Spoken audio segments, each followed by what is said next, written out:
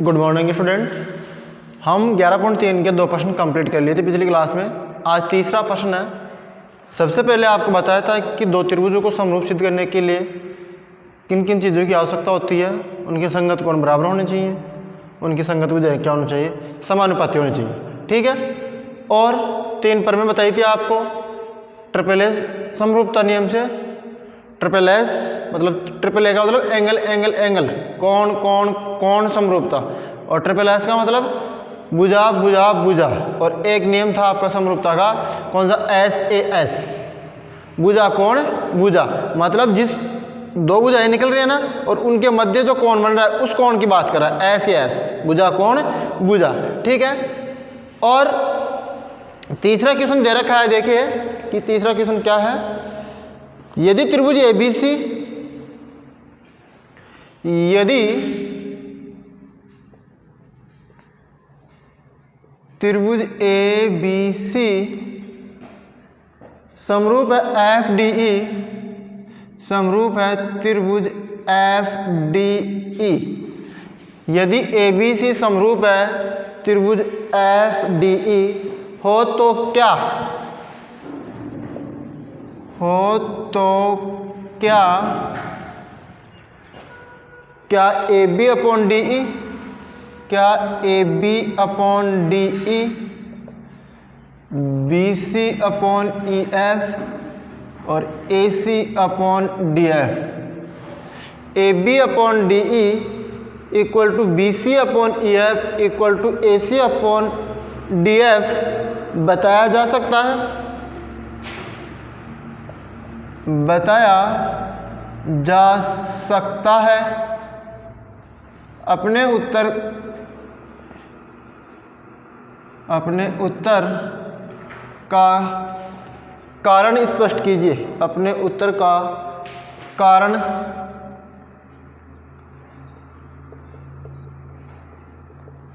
स्पष्ट कीजिए। सॉल्यूशन में क्या करोगे, त्रिभुज एबीसी समरूप दे रखा है डीईएफ के। एक त्रिभुज है एबीसी, ए बी सी, दूसरा त्रिभुज है डीईएफ, डीईएफ, ये दे रखा है। अब आपको क्या दिया गया है, गिवन दैट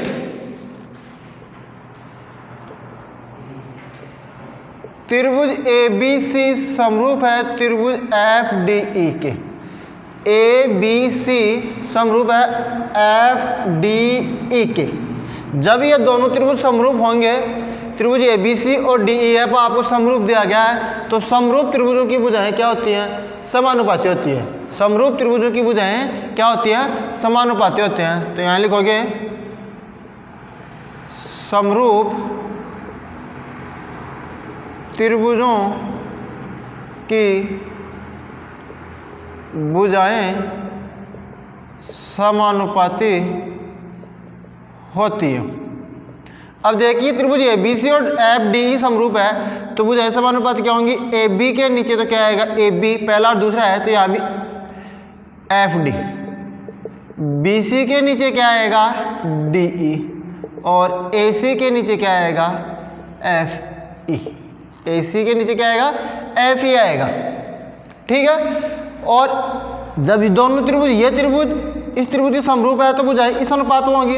आपको प्रश्न में क्या दिया गया है, ये दिया गया गिवन दैट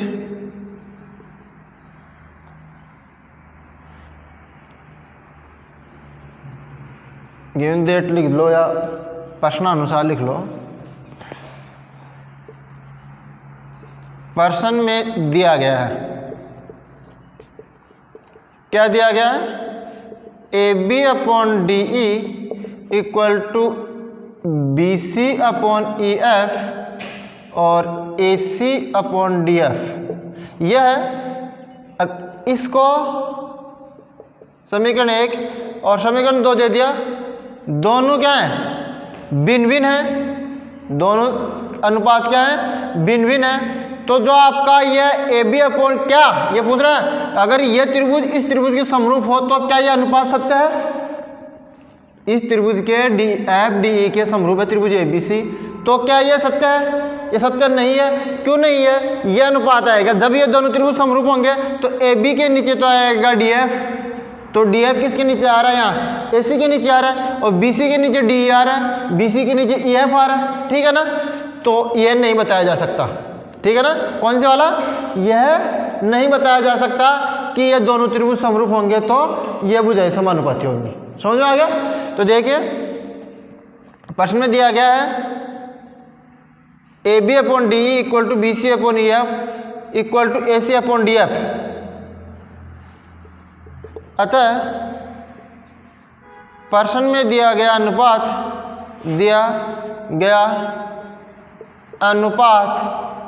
नहीं बताया जा सकता, नहीं बताया जा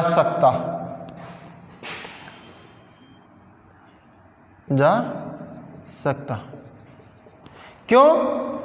ये त्रिभुज समरूप हैं तो आपका ये सत्य होगा। प्रश्न में आपको ये दिया गया है, ठीक है, तो ये तो गलत दे रखा है, ठीक है ना, तो ये अनुपात नहीं बताया जा सकता। समझ में आ गया? नेक्स्ट क्वेश्चन है 4 नंबर।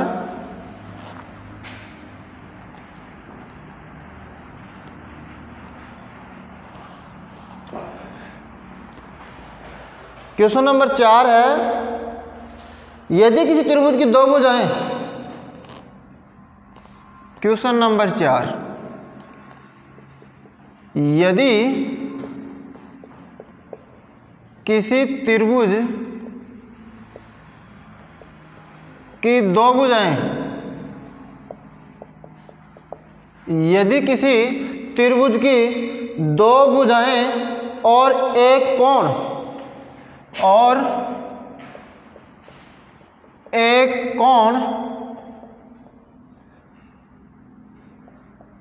दूसरे त्रिभुज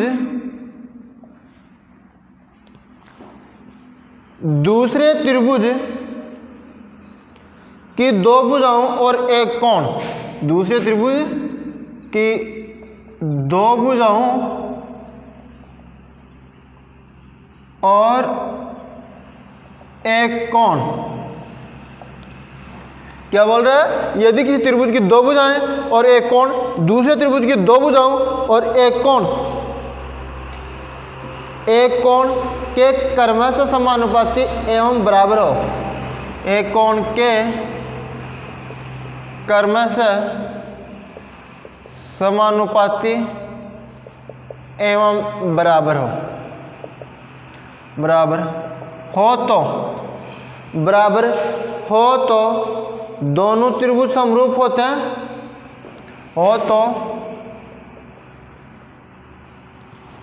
बराबर हो तो दोनों त्रिभुज समरूप होते हैं, दोनों त्रिभुज समरूप होते हैं। क्या यह कथन सत्य है? क्या यह कथन सत्य है? कारण सहित उत्तर दीजिए।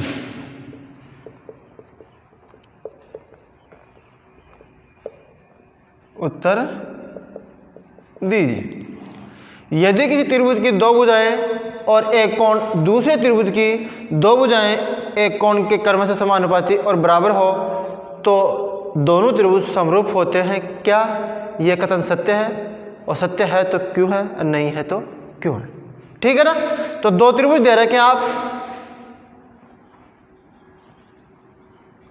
ABC, और दूसरा त्रिभुज ले लेते हैं DEF। दूसरा त्रिभुज DEF ले लिया। क्या बोल रहा है कि एक त्रिभुज की दो भुजाएं मान लेते हैं AB और AC, दूसरे त्रिभुज की दो भुजाएं DE और DF ले ली। दोनों भुजाओं का अनुपात समानुपाती है और कोण क्या है? बराबर। तो आपने तीसरे प्रमेय की थी SAS प्रमेय का स्टेटमेंट क्या था कि आपके दो भुजाएं, किसी त्रिभुज की दो भुजाओं समानुपाती हो और एक कोण बराबर हो, और वो कोण कौन सा होना चाहिए, जिनसे दोनों भुजाएं निकल रही हैं, ठीक है ना। जब आप ये भुजा और ये भुजा ले रहे हैं, इस त्रिभुज की ये भुजा और ये भुजा ले रहे हैं, तो जो ये कोण होगा ना, कोण ए किसके बराबर होगा, कोण डी के बराबर होगा, तभी दोनों त्रिभुज समरूप होंगे, अन्यथा नहीं होंगे। अगर आप ये भुजा और ये भुजा ले रहे हैं, ये भुजा और ये भुजा ले रहे हैं, समानुपाती है क्या, ए बी बटावा डी ई बराबर ए सी अपॉन डी एफ, ये दे रखा है।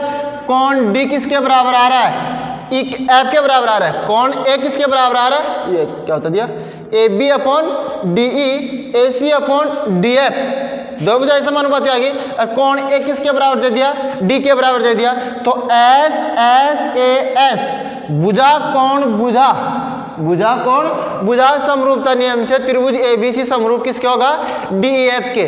अब प्रश्न में क्या दिया गया, मतलब जो भुजाएं आपकी समानुपाती दे रखे हैं, ठीक है ना, दो भुजाएं दे रखे हैं, दोनों भुजाएं एक ही बिंदु से निकल रही हैं, और वो कोण ही लेना आपको।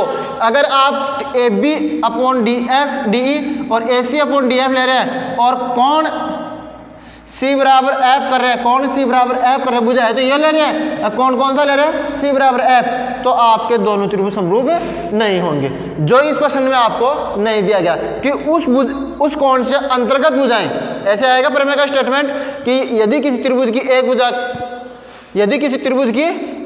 के दूसरे त्रिभुज की एक भुजा समानुपाती हो, और जो ये भुजा है दूसरी एसी, वो दूसरे त्रिभुज की दूसरी भुजा के समानुपाती हो, ठीक है ना, और उनसे अंतर्गत कोण बन रहा है कौन सा, ए डी के बराबर होगा, तभी क्या होगा, त्रिभुज समरूप होगा।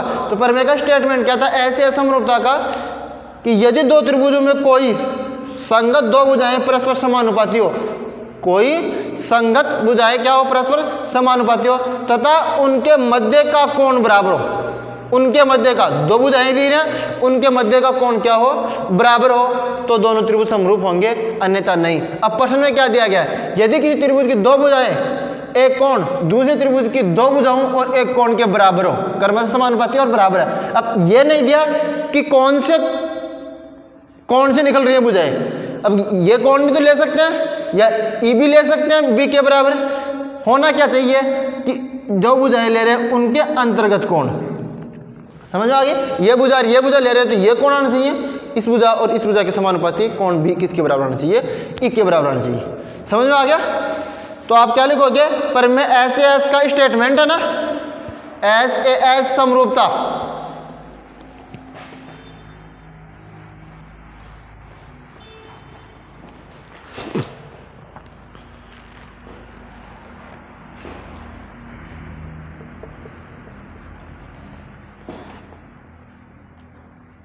आप तो सबसे पहले तो इसका आंसर लिखोगे, दिया गया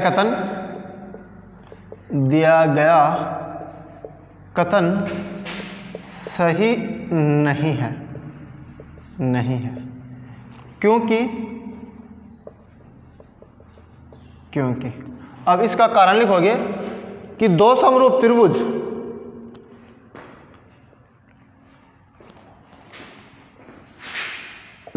दोनों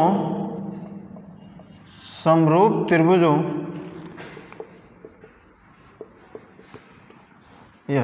दो त्रिभुजों के समरूप होने के लिए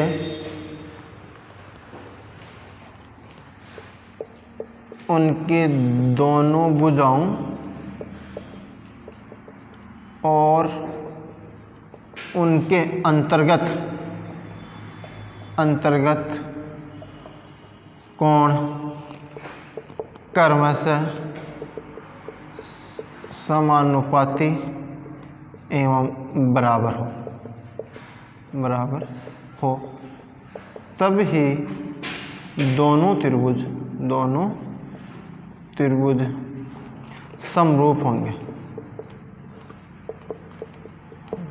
ठीक है ना। त्रिभुज ABCDEF के समरूप कब होगा? जब उस कोण से जो भुजाएं निकल रही हैं वो कोण दूसरे त्रिभुज के कोण के बराबर होगा, जिससे भुजाएं समानुपाती दे रखी है। ठीक है, नेक्स्ट प्रश्न देखिए 5वां।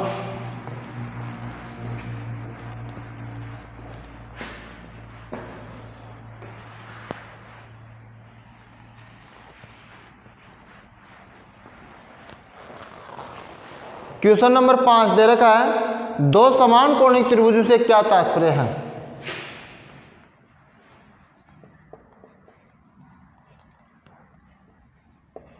दो समान कोणिक त्रिभुजों से, दो समान कोणिक त्रिभुजों से क्या तात्पर्य है।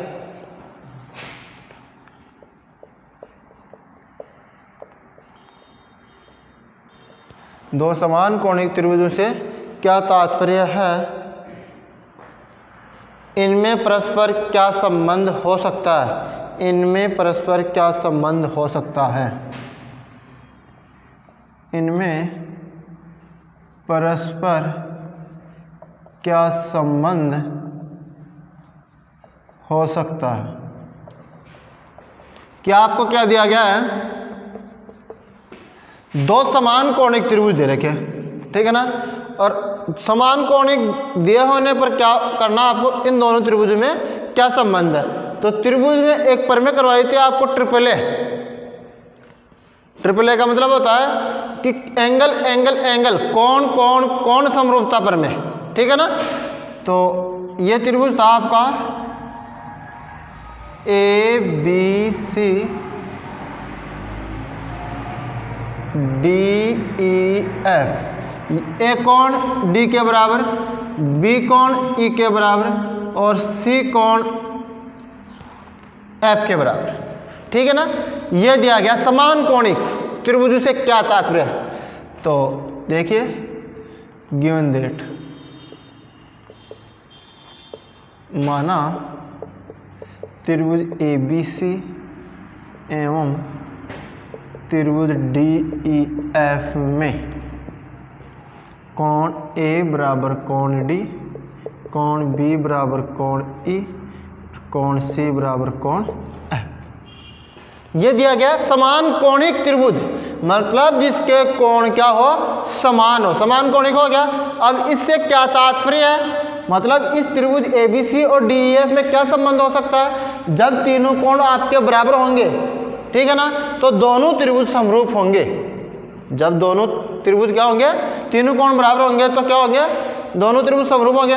अगर आपके दो कोण भी बराबर हो रहे हैं किसी त्रिभुज के दूसरे त्रिभुज से, इस त्रिभुज के दो कोण इस त्रिभुज के दो कोण के बराबर हैं, तो तीसरा कोण स्वतः ही क्या हो जाएगा, बराबर हो जाएगा। मान लिया कि यह कोण 50 का और यह कोण 40 का है, तो 50 से 40 90, तो 180 में से 90 गया तो 90 बच गया। इसका भी एक कोण 50 का और एक 40 का है, तो तीसरा कोण इसका भी क्या हो जाएगा, 90 हो जाएगा। तो तीसरा कोण ऑटोमेटिक क्या हो जाएगा, बराबर हो जाएगा। तो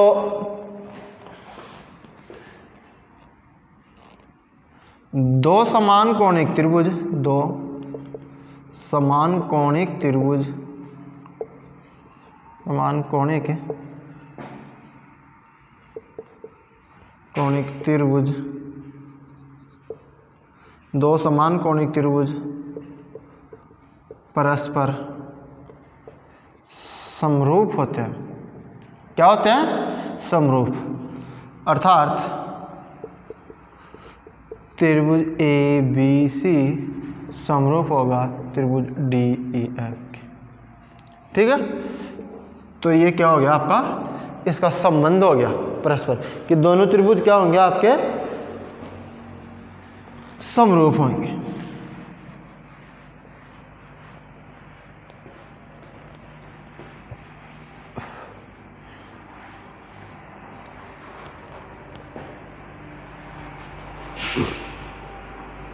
निम्न दिए गए त्रिभुजों की आकृतियों में से, क्वेश्चन नंबर 6,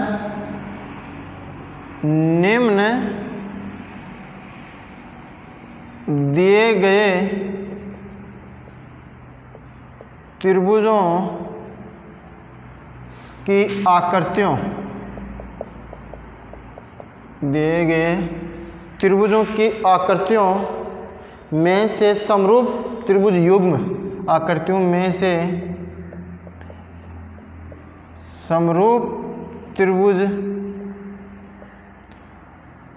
युग्म समरूप त्रिभुज युग्मों का चयन कीजिए। युग्मों का चयन कीजिए। समरूप त्रिभुज युग्मों का चयन कीजिए और उनके समरूप होने की सांकेतिक भाषा में लिखिए। उनके समरूप होने को सांकेतिक भाषा में लिखिए। क्या करना है? उनको सांकेतिक भाषा में लिखना है। अब मैं आकृति बना रहा हूं।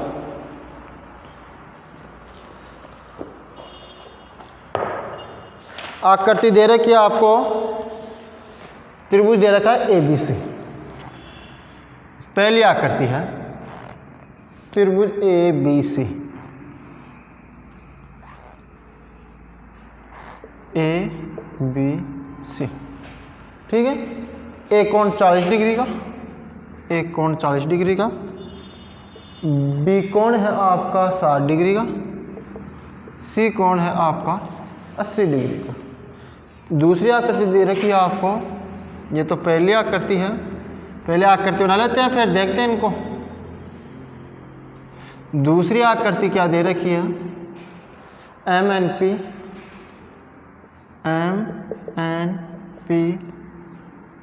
ये 70 डिग्री दे रखा है, ये 30 डिग्री दे रखा है। M कोण 70 डिग्री और P कोण 30 डिग्री। तीसरी आकृति दे रखी है आपकी PQR।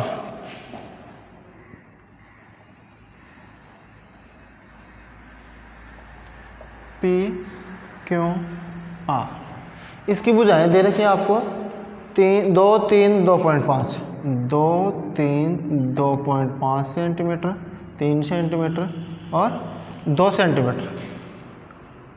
3 आकृति होगी, टोटल 8 आकृति हैं। चौथी आकृति आपको दे रखी है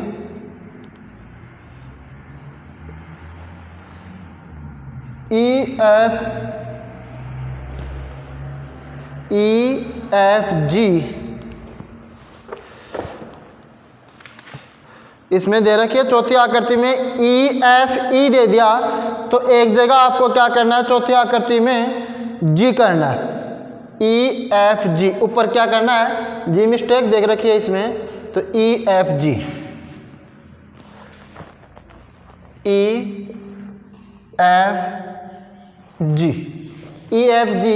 कोण E दे रखा है 80 डिग्री का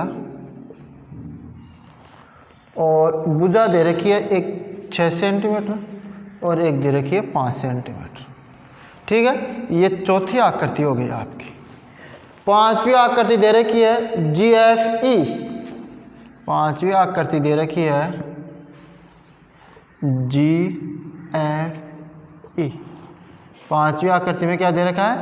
GFE 4, 5, 6, 4, 5, 6 सेंटीमीटर। छठवीं आकृति आपको दे रखी है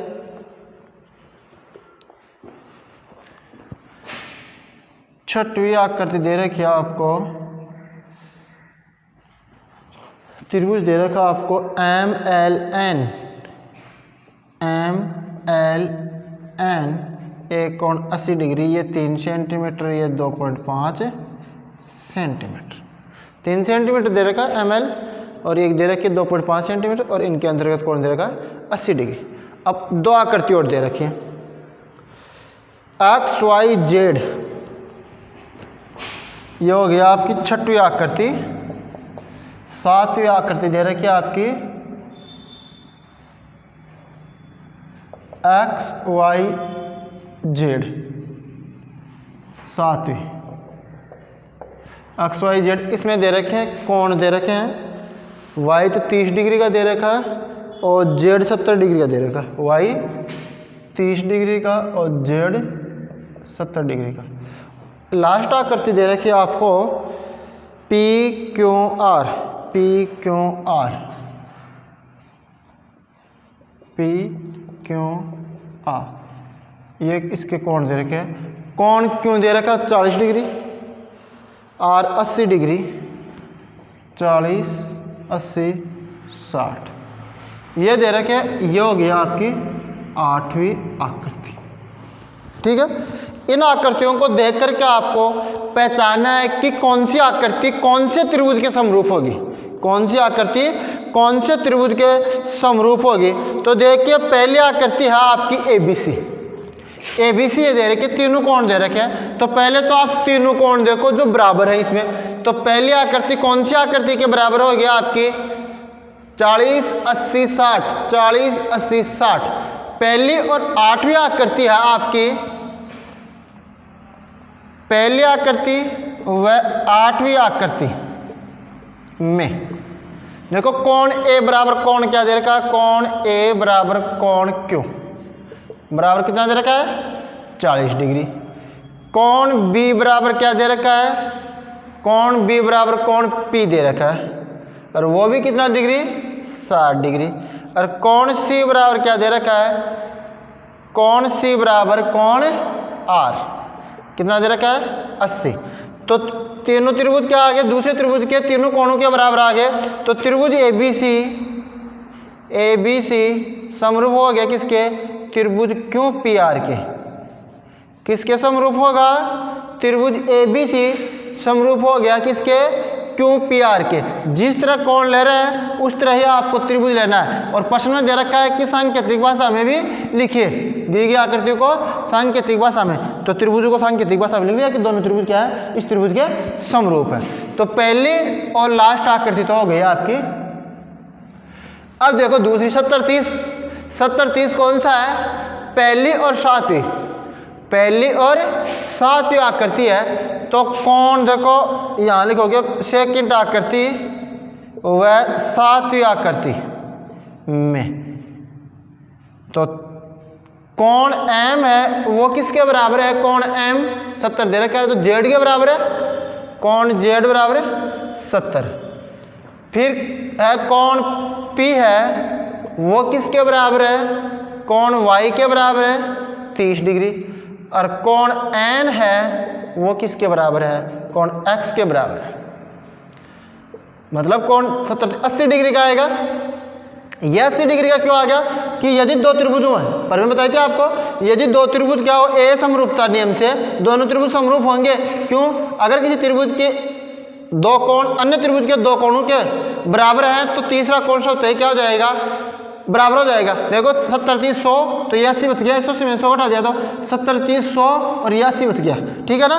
तो त्रिभुज कौन कौन से समरूप हो गए, त्रिभुज एम पी एन समरूप हो गया त्रिभुज जेड वाई एक्स के।